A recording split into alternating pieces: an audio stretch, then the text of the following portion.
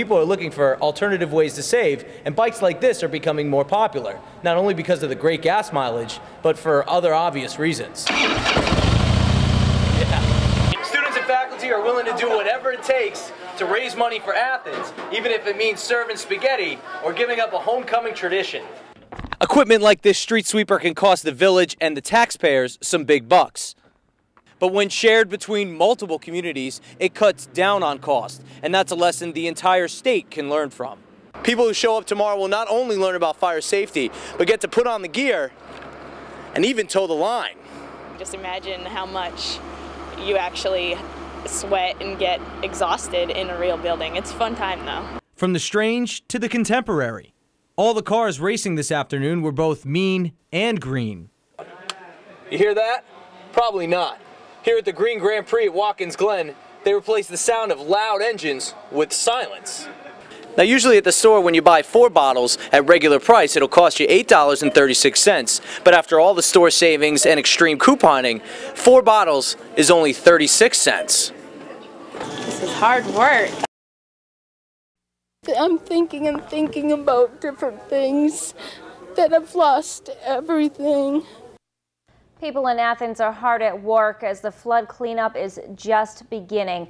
But some homeowners are left stranded and homeless with nowhere to go. Good evening, I'm Renata Steele. I'm Scott Kirk. Thanks for choosing Twin Tiers today. Now, across the Twin Tiers, there's this enormous task of cleaning up by this damage left by the flooding, and we went out to Athens today to take a look. But there's a much bigger problem in the area that can't be fixed right away, a housing shortage, leaving flood victims homeless and without options. WENY TV's Joe Malillo joins us live in the studio with the latest. Joe.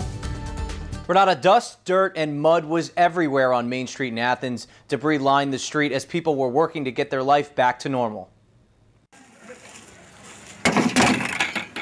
I didn't know, you don't know how it feels until you're there.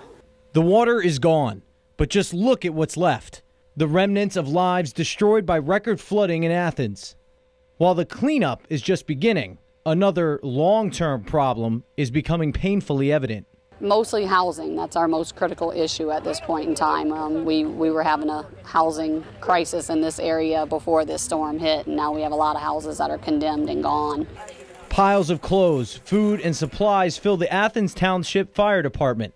Everything a family could need to get through the next few weeks. The Red Cross set up a temporary shelter for people who lost their homes in the flood. But for people like Yvonne Valdez, whose family's home has been condemned, temporary shelter doesn't address the long-term dilemma they now face. To the flood insurance and all that stuff comes to help us. We have nowhere to go. We don't have family. Now the Red Cross shelter says they're winding down their operation and are looking to bringing FEMA trailers for the people who don't have anywhere to go. Live in the studio, Joe Malillo, WENY TV News.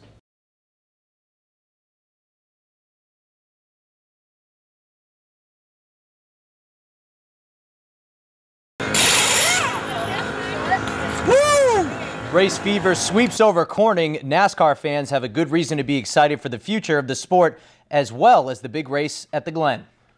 Good evening, everyone. I'm Joe Malillo in for Daryl Kirkland Morgan. And I'm JB Buno. Thanks for joining us on the late edition. For the fans, the big race at Watkins Glen is all about the speed, the crashes, and the drivers who were noticeably absent today. That's right. In past years, big-name drivers would show up on Bridge Street to sign autographs and meet the fans. But today, the stars were a no-show. But that didn't stop fans from getting some signatures from perhaps the future stars of racing.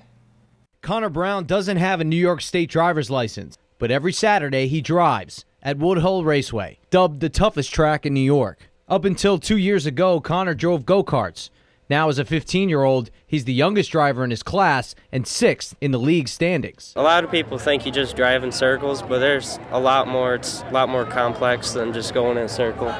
Driving 85 miles an hour with 23 other racers can be fun and dangerous, so Connor has to earn this seat every Saturday.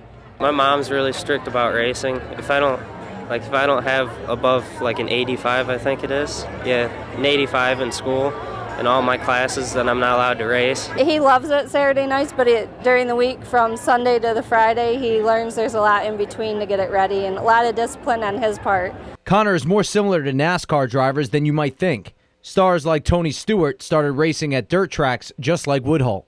It is the future of racing, and this is where it begins, whether it's Little League, to Major League, or, go-karting to dirt tracking to NASCAR. We've had a lot of people associated with Woodhull that's into NASCAR. I can't imagine doing anything else because I love racing. I'll probably be doing it for the rest of my life.